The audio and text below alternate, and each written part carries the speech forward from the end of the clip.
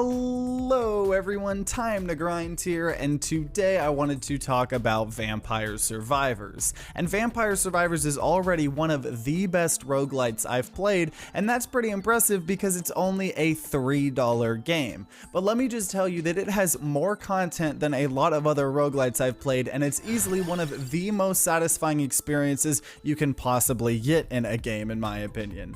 In Vampire Survivors, you mow down literally thousands and thousands of monsters that are being thrown at you. There's just endless waves of increasingly more and more difficult enemies trying to swarm you, and you're tasked with trying to take them out and surviving to 30 minutes. And so you start out with just a single weapon depending on whatever character you play as, and whenever you kill enemies they drop little EXP crystals. And your character just automatically fires your weapon. So say you have a magic wand, it will fire at nearby creatures, or say you have a lightning ring, it will just strike lightning from above randomly on enemies. And whenever you level up by getting enough of the experience gems, you get to choose one of a couple different weapons or power-ups. And if you already have that weapon or power-up, you'll level it up instead, and if you don't have it, then you just get it. And you can carry 6 different weapons and 6 different power-ups. And so you're trying to survive and kill hundreds of enemies, and eventually you'll find some elite enemies. They're either really big or outlined in blue, and when you kill them, they have a chance to drop a chest that gives you a random upgrade for one of your items,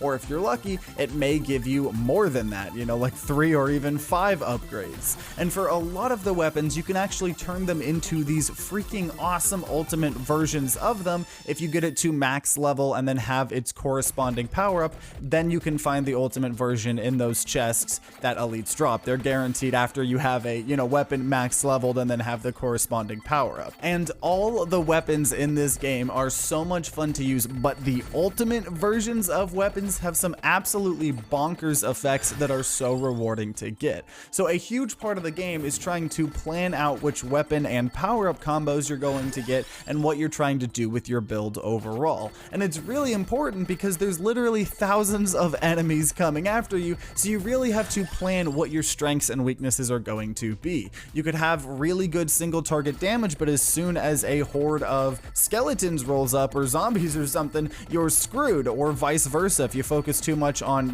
crowds of enemies, it's going to be hard to take down those high health enemies that it only throws a couple of at you. And so you just get this incredible rush and power trip when you get some dope combo, because you will just be absolutely mowing down enemies. It's honestly hard to describe how satisfying it actually is, but just trust me, it's one of the best experiences I think you can get.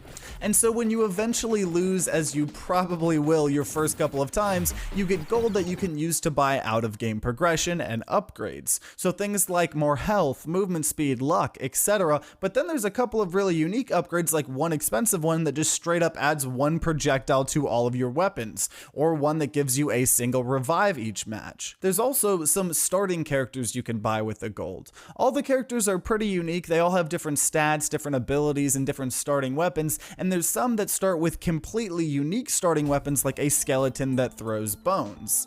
Most of the characters and a lot of progression unlocks are actually tied to achievements in the game though, and so you can easily see a list of all of the achievements that you need to do and what you may get from unlocking it. It reminds me a lot of Binding Isaac in that way, and I think that's definitely a really good thing. One of the good things that Binding of Isaac does out of many. It gives you a constant stream of new things to unlock and play with, but it doesn't just give them to you on a linear level up tree like a lot of boring progression systems. It instead challenges you and requires you to try out different strategies than you might not normally do. And a lot of the achievements unlock entire new game mechanics, like the previously mentioned revive system, but it does it in a way where it ties it all together with a character unlock that gets revives, and then an unlock that allows you to purchase the revive upgrade for all of your characters in the out-of-game progression if you survive a certain amount of time with that revive character that you just unlock and had to play with. So it kind of ties a lot of these game mechanics all together with something in maybe one of the areas and a character, and then a permanent upgrade part. There's a lot of really cool stuff like that. There's entire new areas that you unlock that have new enemies and new secrets to discover on the map, and the game is still in early access at this point, but the updates have been coming so frequent.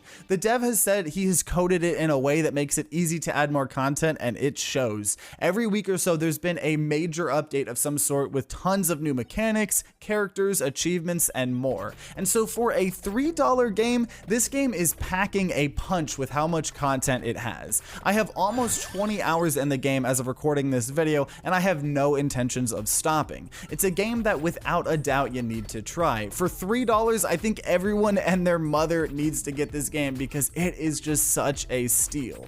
Also, if you want to watch me play through the game and get all of the progression and show you all the secrets and unlocks I have an entire Let's Play playlist that has over 20 videos as of right now, so definitely check that out. And if you played Vampire Survivors, I'd love to hear your thoughts on the game in the comments down below. And if you enjoyed this video, then consider subscribing and ringing that bell like all the big boy YouTubers say to be notified when I make more Vampire Survivors content or reviews like this. And if you're gonna be grinding out some Vampire Survivors on your own, then I wish you guys luck and see you all next time.